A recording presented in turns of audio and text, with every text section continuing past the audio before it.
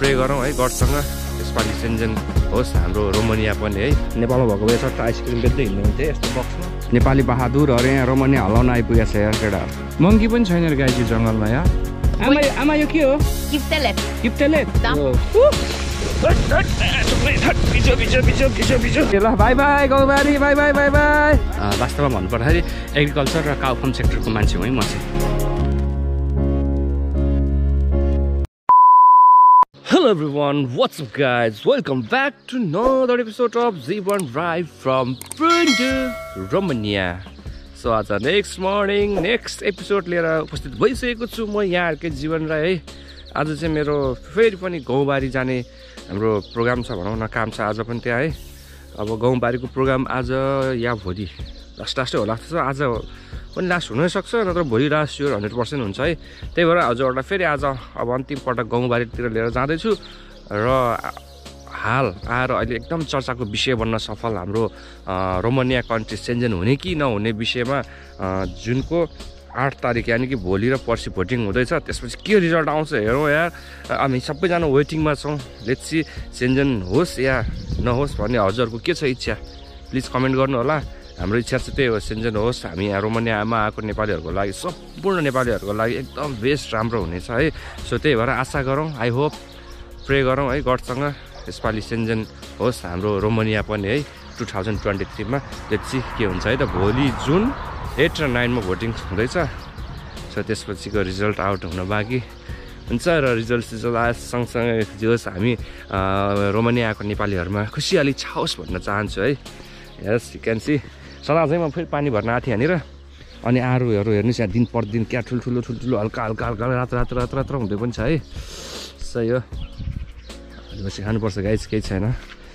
Yes this is the बारी बगैँचा of our company है। पानी लिन आएको अनि हामी गाउँबारीमा चाहिँ एकदम गर्मी हुन्छ क्या त्यहाँनिर है। चिसो पानी खान अलिक गाह्रो हुन्छ।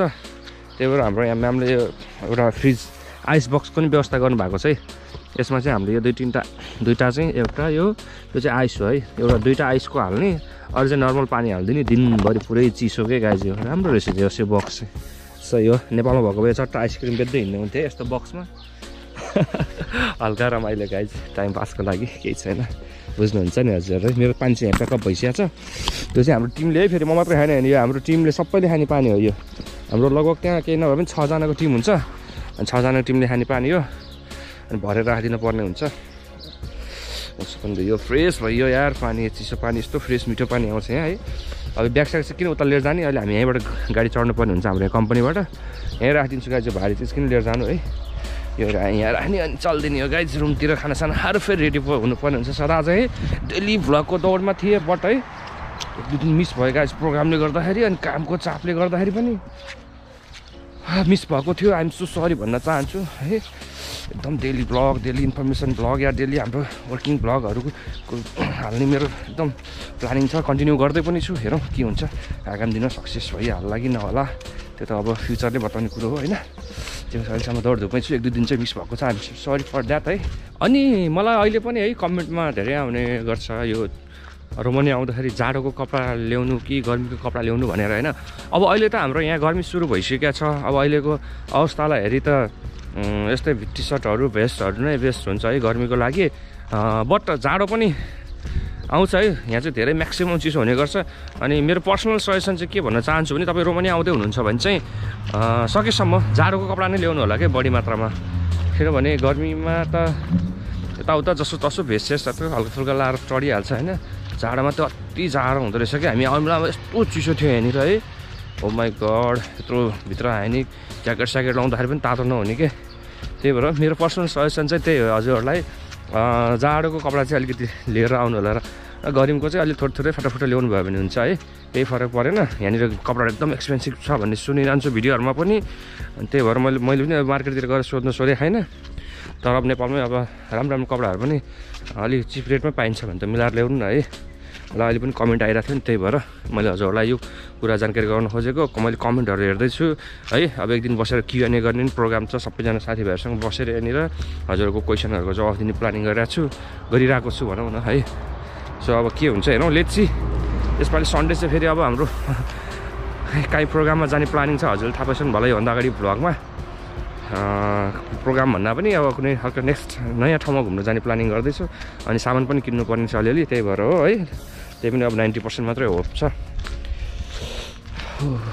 यस्तो चिसो हुन्छ क्या बिहान बेलुका चाहिँ एकदम चिसो हुने बाहिर निस्केपछि फिलिङ्स है दिउँसो फेरि मर्नुहुन्छ घाम चर्किसकेको छ अहिले पनि यु क्यान सी बिहानको यो अब लगभग कति बज्यो अहिले बिहानको 6:41 गइसकेको छ है गुड मर्निङ आशिष ब्रो गुड मर्निङ खाना पाक्यो हाम्रो भान्सी ब्रदर हामी चाहिँ अब 3 जना सँगै खाना खान्छौँ अनि एक हप्ताको डिफ्रेन्समा चट्टा बनाउने गरेको छ एक हप्ता मेरो पालो एक हप्ता आशिष ब्रोको पालो एक हप्ता इन्द्र प्रातेको पालो अनि म त ढुक्कले सुत्न पाछु गाइज अब आउँदैछ आज कति मङ्गल बुधबार भइसक्यो यार केटाको सुत्ने पालो आइसक्यो यार फेरि मेरो एक हप्ता नन स्टप देखकोदै गर्नुपर्ने हुन्छ सही हो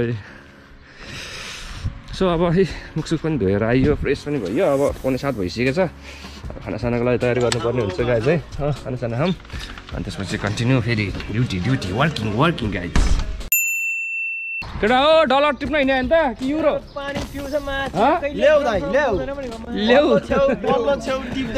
ल्याउ त उहाँ हौ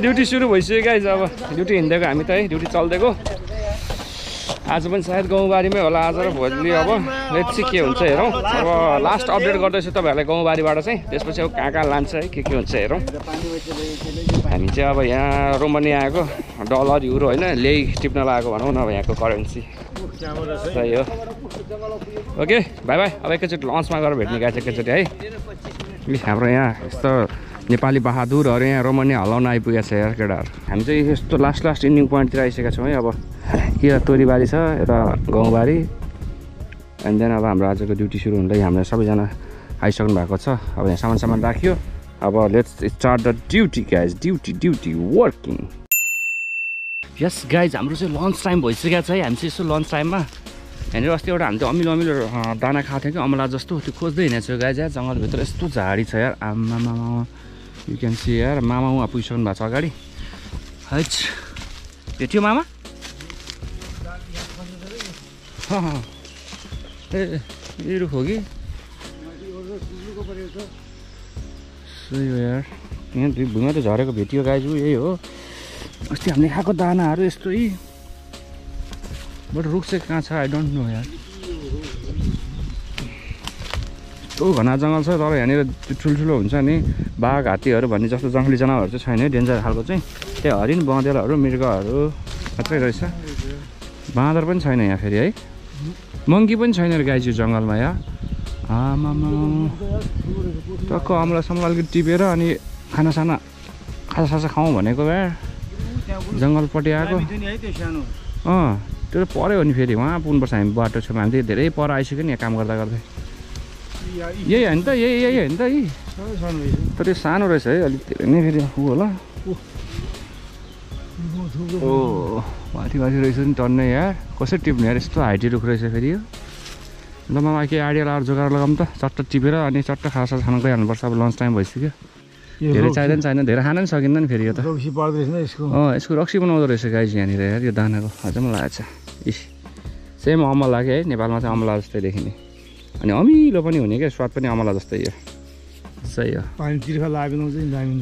हामी चाहिँ यो दिउँसो त्यहाँ अहिले काम गर्दाखेरि यस्तो घाम चर्केर पानी प्यास लाग्छ होइन यो एउटा मुखमा हालेर बिस्तारै खेलाउँदै गयो भने यस्तो मजा हुँदो रहेछ तपाईँको त्यही भएर अलिअलि टिपेर गोजीमा हालौँ न भनेर मात्र हो टन्नै ल्याएको गोजीभरि हालेर ल्याएको अब यो लास्ट हो अब यताउता पाउँछ पाउँदैन अर्को साइडमा थाहा नै भएन कि त्यही भएर हालिदिएको गाइज मैले त झ्याप्पै लाएर ए मामा घाममा कहाँ बसेको यार फेरि ए मामा घाममा कहाँ बसेको त्यो कुखुरा खुट्टा हो सही यार मामा खतरा हो यो झोलामा हालेर लैजाउँ न भएन घरमा लगेर चट्ट अचार हालेर राख्ने गाइज यसलाई त खतरा मजा आउँछ यस्तो अमिलो हुँदो रहेछ यो दाँतै कुकुर भयो दुइटा खाइदिएको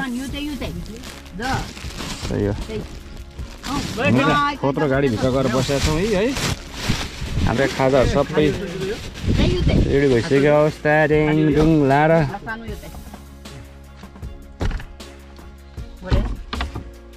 तपाईँ यहाँ बसेर खाजा हान्दिउँ है सही हो के छ खाजा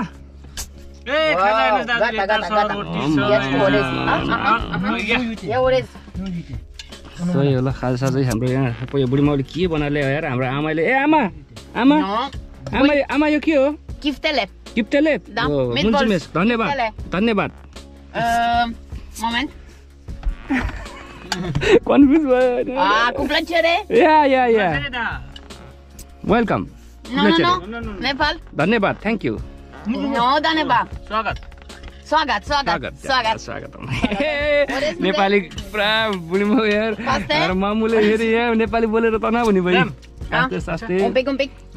तरकारी अलिअलि ल खाजा खाउँ आज यो लोकेसन यो थोप्रो गाडीभित्र बसेका छौँ अनि मेरो चिसो पानीको सानो डल्लो खाइ यार वाज माई मिग बोतल There.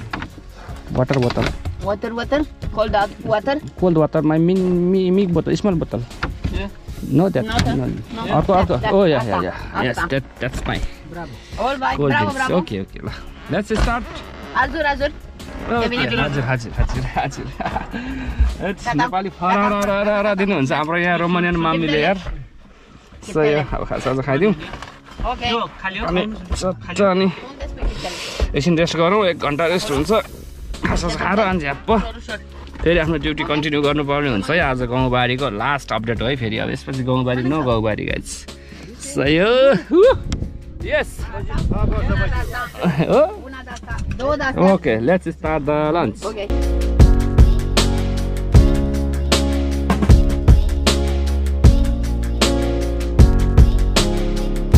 So guys, हाम्रो तपाईको साइडको काम सकिएर अब अगाडिपट्टि जाँदैछौँ है लेट्स सी यहाँको हेर्नुस् यहाँ पानीको आमा सिँचाइ यस्तो डेन्जर गर्छ यार यो टायर आफै सेन्सरले सर्छ है यो पुरै राउन्डिङ हान्दो रहेछ एज यु क्यान सी सही हो गाइज हाम्रो काम सकेर फेरि अगाडितिर जाँदैछौँ है यो पानी परेको छ गाइज अब पानीमा फेरि फिल्ली दौडिनु पर्ने हुन्छ यार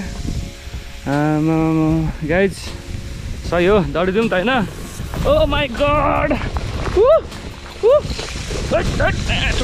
भिजो ओ माई गड सेट मुखभरि पानी आयो यार सही हो गाइजी त्यो सब चिसो भइरहेछ यार भिजेर अब यता अगाडिपट्टि काम छ अलिअलि यताको हाम्रो पछाडि काम सकेर त अगाडि फर्किदिएको है पानी हेर्नुहोस् यहाँमा मेरो गोप्रो पुरै भिजेछ यार यस गाइज हाम्रो चाहिँ अब यहाँ गाउँबारीको ड्युटी सकेर फर्किनु लाग्यो है गाइज ड्युटी अफ हुने बेला त भएको छैन है अब यहाँबाट आज अन्तिम दिन आउँछ गाउँबारीबाट चाहिँ 2 बजे लागिसक्यो एकछि हाम्रो यहाँ गाडी आइसकेको छ यार लिनलाई हेलो प्राते ल बाई बाई गाउँबारी बाई सिधै अब हाम्रोको जस काम गाउँबारीको लेट्स गो ढोका भाँचिन्छ ए मामा ढोका भाँचिन्छ रे यार त्यही हो गो बुना हाम्रो ह्यान्डसम प्राते मी राजन प्राते ह्यान्डसम प्राते वाउ सो कुल आउँछ ओ लाग्यो सही हो ल लेट्स गो यस हाम्रो आज ड्युटी पनि सकिसकेको अवस्था अनि चट्ट अहिले हामी सपिङ गर्नको लागि magaजिनतर्फ लाग्दैछौँ है गाइज आजको हाम्रो गाउँबारीको यात्रा समाप्त भएको हजुरहरूलाई जानकारी गराउन चाहन्छु घाँस टिप्यो गाइज यार हप्ता 10 दिन चाहिँ टिप्यो होला मामा हामीले है 10 दिन टिप्यो घाँस टिप्यो है बढी होला अझै है अझै बढी होला गाइज लगभग 10-12 दिन हामीले घाँस टिप्यो होला त्यसको नतिजा हेर्नुहोस् यहाँ Jeevan Rai going to be black guys भोलि पर्सि टक्क नेपाल झर्ने बेलामा त होइन कहाँबाट अफ्रिकाबाट हप्सी आएछ भन्ला यार है मामा त अब यार केही छैन अब कामसाम सकियो गाउँबारीको अब भोलि कहाँ लान्छ कहाँ के गर्छ केही थाहा हुन्न गाइज यहाँनिर भोलि बिहान त्यहाँनिर सबैजना ग्राउन्डमा उपस्थित भइसकेपछि प्लानिङ हुन्छ र मलाई जहाँसम्म लाग्छ मैले सुनिसकेको छु भोलि प्याजबारीमा गोड्नको लागि लाँदैछ भन्ने कुरा सुनिरहेको छु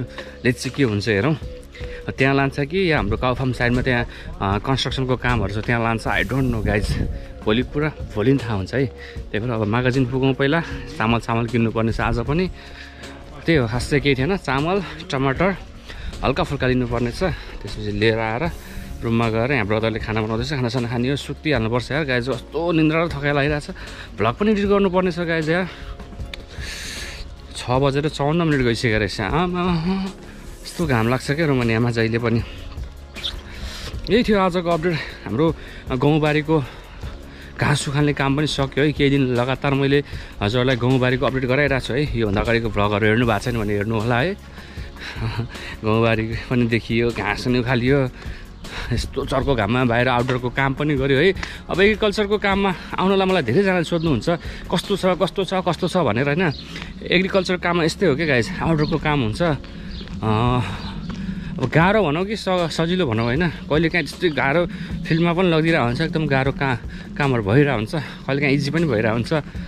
बट आउटडोरमा काम गर्दाखेरि अर्को एउटा नतिजा चाहिँ यही हो कि गाइजी, कालो चाहिँ लोत्तै कालो भइन्छ गाइजी यार। तनाव के गर्नु, यो चाहिँ हेरौँ आगामी दिनमा अझै कस्तो दुःख कष्ट भोगाइहरू हुनेछ हजुरहरूलाई सेयर गर्छु है।